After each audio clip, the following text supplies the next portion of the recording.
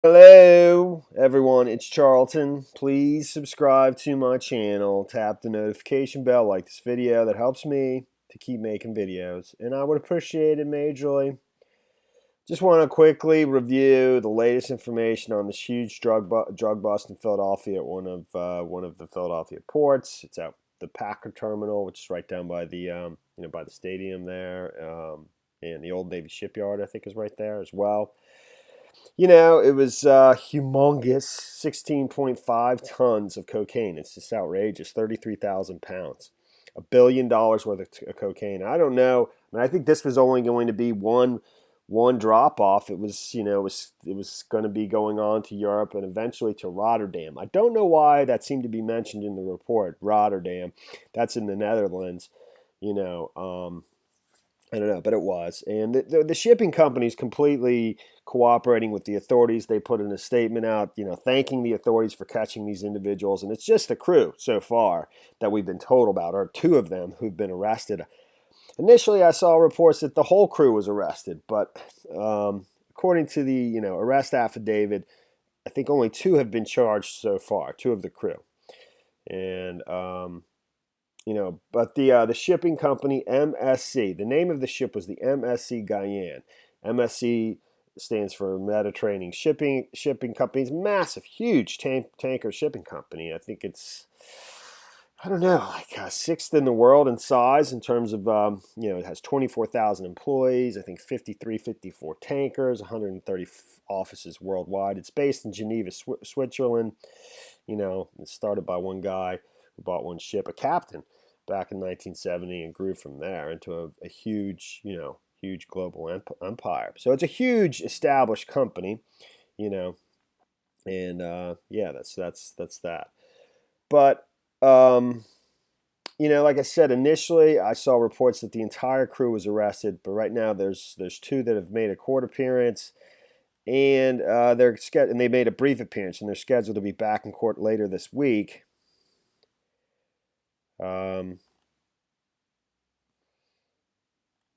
To determine for detention hearings. That's what it is. Detention hearings for both are scheduled for later this week. The two individuals. The first one is Ivan Durasevic. I don't know if that's the chief mate or what. I get these names mixed up in terms of who's who on the crew. And then the second individual charged is Fonofave Tiasaja. Okay, I don't know what Ivan Durasevic is. It sounds Russian to me, but I have no idea. I mean, that could be Eastern European, and I have no idea what that is either. Tia, you know, Fonavave Tiasage. Not that that necessarily matters. What nationality that is? My guess is Dutch, but I have no idea. Maybe not. Well, I don't even know why I'm guessing that. Probably because it's supposed to be going to the Netherlands, Rotterdam after Philadelphia. And I think other stops in Europe, but I just heard that in one report. That could actually be, I don't know, Liberian, because the flag of the ship is from Liberia. Even I don't know what that means exactly. That doesn't mean that a company from Liberia owns the ship, and that doesn't necessarily mean that the crew's from Liberia either. I just don't know what that means. From the tanker attack, I know um, the Norwegian tanker. I don't know what flag it was flying. Had mostly Russian crew. I don't want to get off topic. Anyways, so the Coast Guard official swabbed members of the crew for cocaine residue and found it on the hands and arms of the second mate, Ivan Durasevic. According to his arrest affidavit, Durasevic told investigators he had been recruited by the ship's chief officer, who was unnamed in the document, to help at least two other crew members and four people wearing ski masks haul bales of cocaine aboard the Guyane, the MSC Guyane, from smaller ships that approached it shortly after it left Peru. He was paid $50,000 for his effort. So, I don't know if the chief officer's been arrested. That's not necessarily named in any of the reports. Most of the reports don't even name Ivan Durasevic and the other individual that I was just talking about. And the four people with ski masks, those are people on boats that brought the cocaine out in the middle of the ocean. Both the persons who charge basically describe it that way. And we're talking about 6 different boats at one point, during the journey, and then 8 different boats at another point in the journey when they're going in sort of separate directions. One when they're going south, one when they're going north. I think there's this giant loop that it did.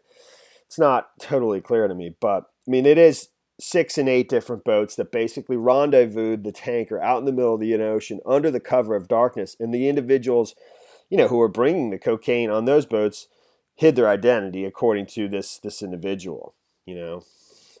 So it continues. The second crew member charged Tuesday, Fonofave Tiasaja, blamed Durasevic for recruiting him into the smuggling effort. He told investigators that the second mate had paid him 50,000 euros to clandestinely load cocaine on one of the ship's previous trips, according to his arrest affidavit.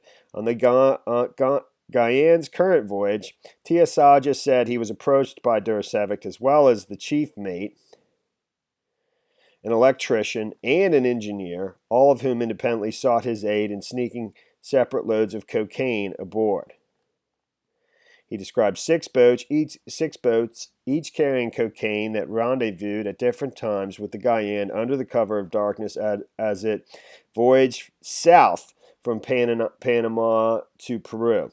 On the way back north, 8 boats approached the cargo ship at night to unload their illicit cargo, the affidavit states. Because I believe the ship initially began in Chile, stopped at, there's differing reports, but Colombia, Peru, Panama, Bahamas, and then Philadelphia. But according to, this report, it went north it went north, then south, I guess, and then back north, to onto Philadelphia, I guess, stopping at the Bahamas first.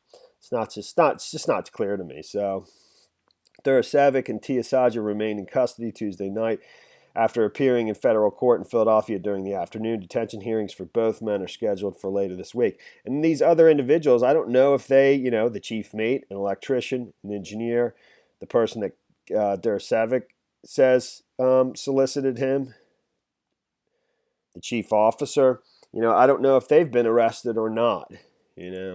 CBS pretty much tells the same story for the most part. According to the complaint, Durasevic told authorities the cocaine was loaded onto the ship after leaving Peru.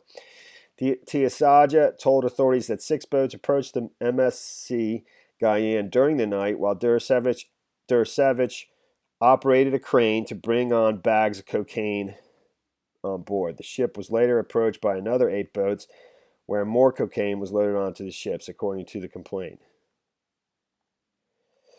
So, that's pretty much the story there. There's the investigation's just beginning, how they were tipped off, tons of stuff. Who's behind the cocaine, remains unknown and stuff like that. It's pretty crazy, though. Pretty crazy. And that is the story there, man. All right, thanks for watching my videos. Please subscribe to my channel. Give me a like down below, and I'll see you in the next video. Later, man.